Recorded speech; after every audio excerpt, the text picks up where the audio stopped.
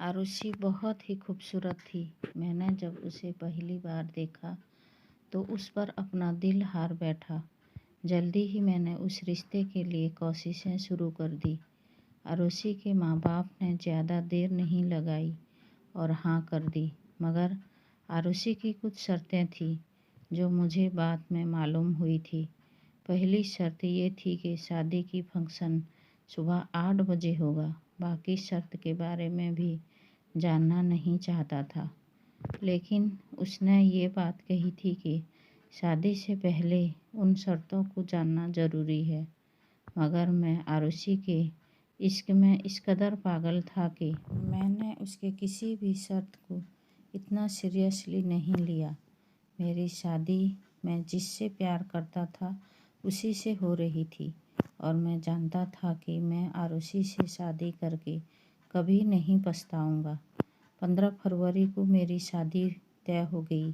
आरुषि को पाने का नशा ही अलग था। मैंने आने वाले दिनों का सोच सोचकर फूले नहीं समा रहा था। शादी खत्म होने के बाद रात के 3 बजे आरुषि की विदाई होकर मेरे घर आ गई। उसको देखने के लिए मेरा दिल तड़प रहा था। मैंने मुंह दिखाई में उसे कीमती तोहफा दिया। उसका शुक्रिया अदा कर ही रहा था कि वो बोली, पहले मेरी शर्त सुन लें। अगर आपको मंजूर है तो ठीक है, अगर आपको मंजूर नहीं है तो अभी इसी वक्त मुझे तलाक दीजिए।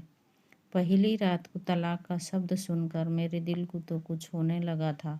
तुम औरत होकर तलाक की बातें कैसे कर सकती हो? मैंने दिल में कुछ सोच रहा था। तब आरुषि ने बात आगे बढ़ाई। मेरी शर्त बहुत आसान सी है।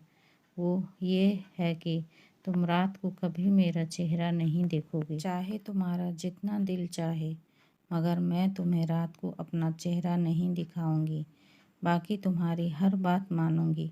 तुम जो चाहोगे वैसा ही होगा, लेकिन एक बात मेरी मान जाए, रात को तुम कभी मेरा चेहरा नहीं देखोगे, ना ही रात के वक्त मैं किसी से मिलूंगी।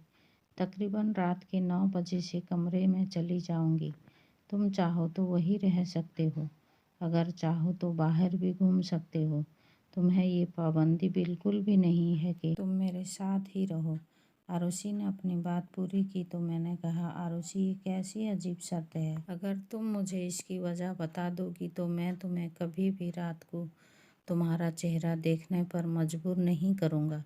प्लीज़ आरुषि, बिना किसी वजह के मैं तुम्हारा चांद सा मुखड़ा रातों क्यों नहीं देख सकता? मैंने रोमांटिक अंदाज में कहा। मुझे लगा कि आरुषि के लिए ये मजाक है, मगर वो सीरियस से बोली, अगर तुमने रात को मेरा चेहरा देखा तो सुबह तुमसे तलाक ले लूँगी। मेरे होश हवास उड़ गई।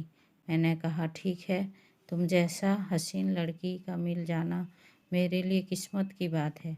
तुम कहोगी तो रात, तुम कहोगी तो दिन, कभी तुम्हारा चेहरा नहीं देखूंगा।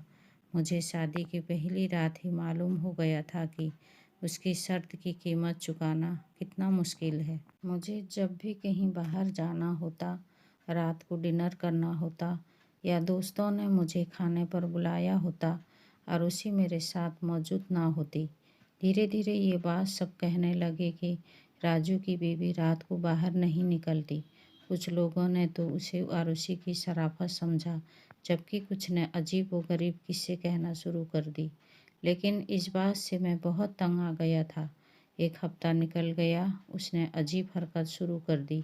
उसने हमारे कमरे का बल्ब खराब कर दिया, फिर उसको वहाँ से हटा दिया। और मैंने जब कहा, ये क्या हरकत है, वो बोली, ऐसा इसलिए कर रही हूँ कि कहीं रात के वक्त गलती से तुम लाइट ऑन करके बैठो और मेरा चेहरा देख लो। आरुषि की बात सुनकर मेरा शक बढ़ता जा रहा था कि आखिरकार उसके चेहरे में ऐसा क्या है जो रात के वक्त नहीं देख सकता।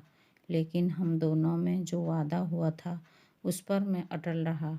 उस रात मैंने देखा आरुषि बहुत बेचैन थी। वो बार बार अंदर बाहर जाती और कभी अपने मुंह पर हाथ रखकर प्रार्थना करती। मैं समझ ही नहीं पा रहा था कि उसकी बेचैनी क्या है और माजरा क्या है। उस वक्त मैंने उसे कुछ नहीं कहा, लेकिन मैंने जान गया कि आरुषि की बेताबी की कोई वजह है। हर वक्त किसी का इंतज़ार करती रहती है। उसका निगाहें फ़ोन पर लगी रहती है और जैसे ही फ़ोन आता है हल्की आवाज़ में बातें करने लगती है। हम दोनों के बीच शक जैसी कोई बात नहीं थी, इसलिए मैंने कभी उसका फ़ोन सुनने की कोशिश नहीं की। मगर एक दिन आरुषि की बात करने के बाद उसके फ़ोन को अंदर मैंने चेक किया कि वो किससे फ़ोन पर बात करती है। उसके मायके वालों का फ़ोन नहीं होता था, बल्कि वो किसी और आदमी से बात करती थी। आरुषि ने जब आखिरी बार फ़ोन पर बात की तो मैंने एक मर्दाना आवाज़ सुना। तब मुझे अंदाज़ हो गया था कि आरुषि किसी गैर आदमी से बात करती है। तब से जैसे मेरी ज़िंदगी का सुकून चैन लुट गया।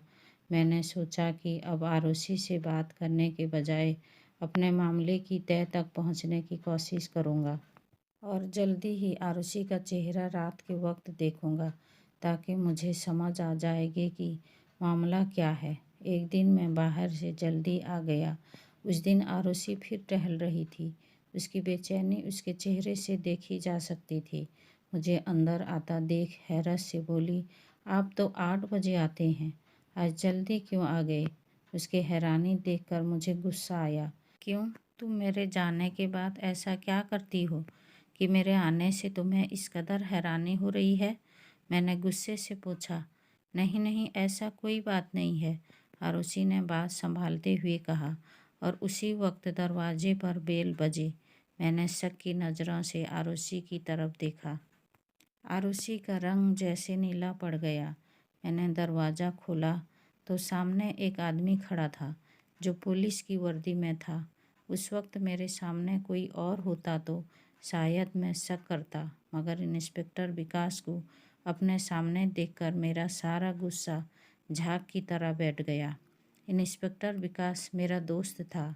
हम दोनों एक दूसरे को काफ़ी समय से जानते थे और मेरी उससे बातचीत भी होती रहती थी, मगर काफ़ी समय से मुलाकात नहीं हुई थी। मैं जानता था हमारे इलाके में इंस्पेक्टर है, मगर मैं अपने काम की वजह से उससे मुलाकात नहीं हो पाती थी।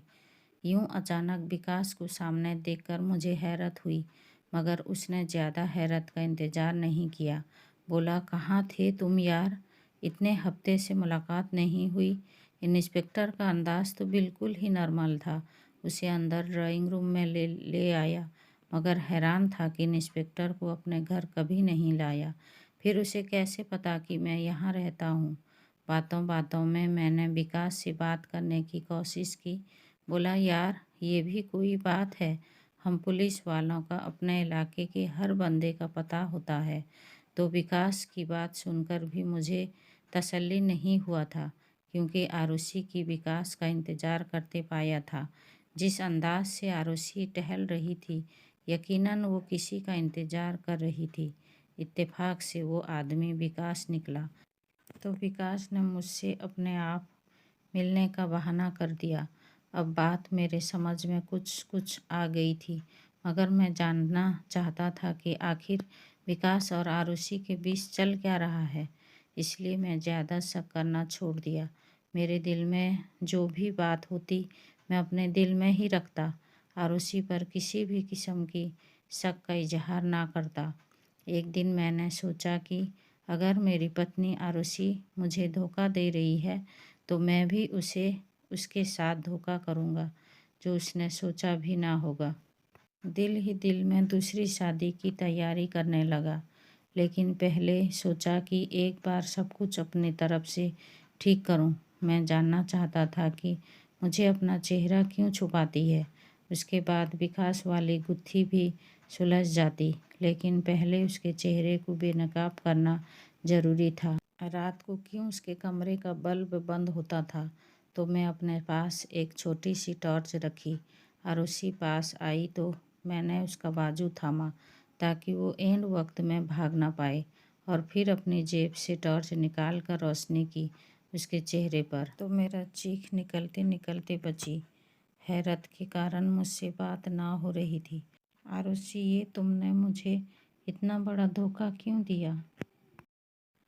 सेकंड एपिसोड प्लीज़ अगले वीडियो में ज़रूर देखिएगा।